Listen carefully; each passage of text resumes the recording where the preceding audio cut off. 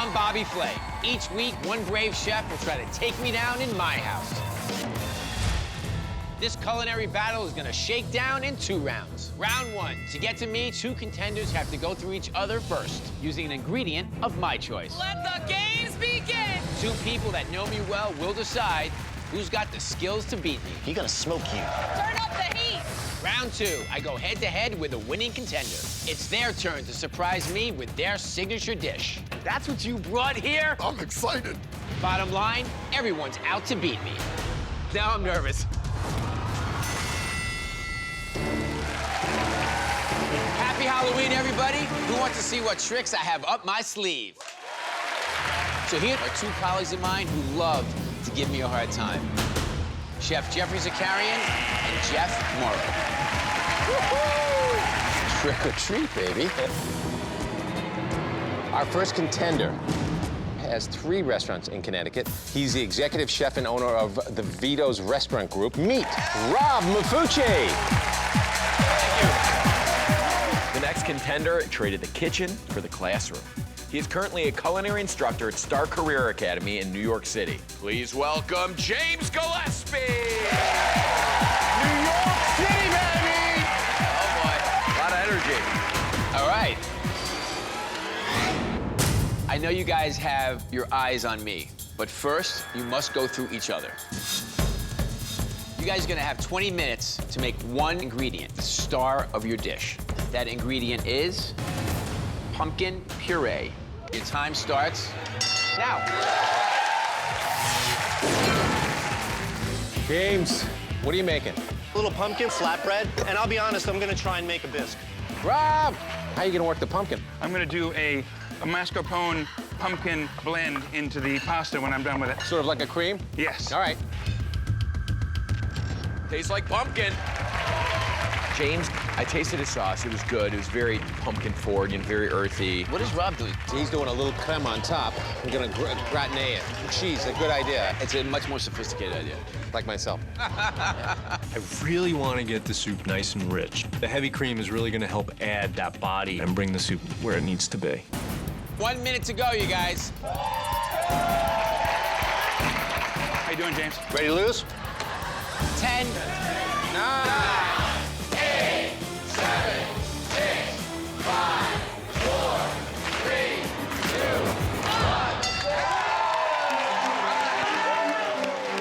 1. My dish is looking good. I love the flavor. The pumpkin is the star of the show. I'm thinking I'm going to beat Bobby Flay today. This is the dish that is going to get me to the next round. Mwah. Now's my favorite time. We get to choose the chef that's gonna try to take down Bobby Flay. Ultimately, it's gonna come down to what you did to make the pumpkin puree the star of this dish. Rob, tell us what you did here. I made a pumpkin mascarpone pasta al forno. This pasta's cooked perfectly, wouldn't you agree? I would. This is really a smart technique and a smart dish to do. Bacon al forno, that's a really good idea. The creaminess of the pumpkin kind of permeates through the dish. I'm just sitting here twirling, eating it up, and loving it. I love the fennel. I think it's a very nice counterpoint to the cream. But to me, I found this flat. It desperately needed salt and pepper. Well, one more knock is just like, you know, the giant parsley garnish. Maybe a little fresh basil or something daintier, but you're not a dainty dude, neither am I. There's only one dainty dude here right now. Thank you for that. Chef James, you're up. What did you make us? I made you a shallot rum-soaked pumpkin bisque with a pumpkin flatbread. I get pumpkin, like Shazam, right in the face, which is good. I think making a bisque in a soup is a really good idea. This kind of bread is tough. You really have to cook it because it's very doughy inside, but you actually did, if you can see that. I would have liked a little touch less acid. You have a lot of acid going on here. I don't really think the rum brought anything to this party. I almost wanted some of this pancetta in here to kind of balance out the sweetness and the acidity in there, give you a little salty, fat punch. Jeff and I are gonna have a little whisper moment here. We do this often. If I go against Rob, it's gonna be something Italian, probably.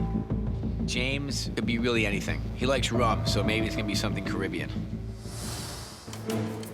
The chef we have chosen is Chef Rob. Great job. I have no regrets about my dish. I did my best. I made a star out of pumpkin. Now the hard part. What you did really well was technique. And you're gonna have to remember that for this round, because this gentleman here is not gonna mess up. He can cook with his feet. That's how good he is, okay? Season. Got it. Good advice. So you think you're ready for round 2 to take me down? Absolutely. What's your signature dish? My signature dish is pasta bolognese. I love that dish. Jeffrey and I are gonna watch you cook, but we're gonna bring in 3 judges to do a blind taste test, and they're gonna choose which dish is best. You have 45 minutes to make the best pasta bolognese, and your time starts now.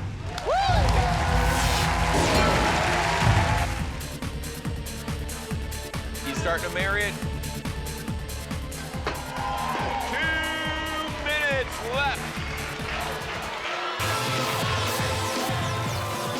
I like to finish this dish with fresh ricotta, pesto, and grombola, which is a zest of lemon and orange to really give it some fresh flavor.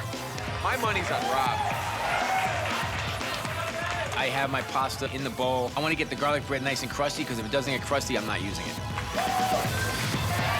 9, 8, 7, 6, 5, 4, 3, 2, 1.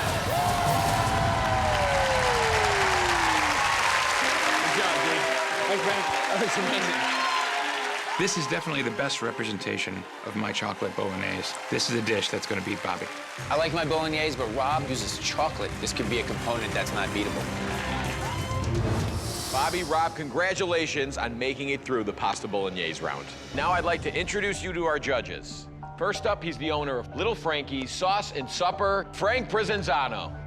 Next up, we have 3-time best-selling cookbook author, Candice Kumai.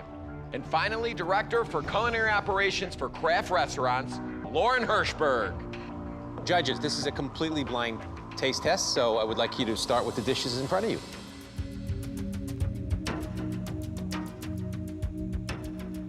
I thought it was a nice departure from the traditional bolognese concept. My problem with this is that it's not showcasing the meat, which is what bolognese is really designed to do. And the meat's kind of hidden in here. I don't even know where it is.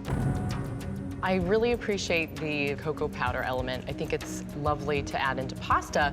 The attempt of fresh pasta in 45 minutes is very ballsy, and I love the freshness that's in there. The addition of the orange zest and the pesto are a little off-putting because it's not necessarily traditionally bolognese. Great, thank you. And we'll start on the second plate of pasta.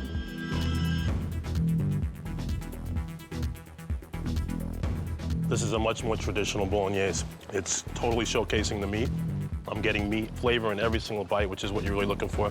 I love the fresh herbs on top. I think they add that extra element of liveliness. I did appreciate that it's an actual ragu. The fact that the tomatoes are well cooked, keeping everything together, is very important for a bolognese. There's a little bit of a kick in it, which I kind of like.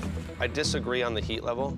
I think the heat's still lingering on my tongue, and to me, that might be a little bit too much. My problem is the garlic bread. All I can taste is raw garlic. Between the two dishes, this is definitely on the safer side. It's very classic and well executed. And this dish, I do really appreciate the ambition when you really put that wow factor in there. Thank you.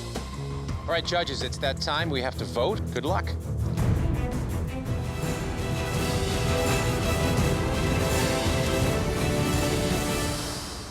Chef Rob, Yes. today, you did not beat Bobby Flay. Great effort. Good job. Commendable job. I think it was a great effort, Rob. I tend to lean more towards the classic preparation of this dish. The meat has to be centric, and I think that the meat got lost over here, and that was the basic problem. He's tough. Whenever it's an Italian dish, I know he's gonna show up, and he always zings me. Overall, I feel great about the whole situation. Getting a chance to go up against an Iron Chef is an unbelievable experience, and I wouldn't trade it for the world. Nice try, boys.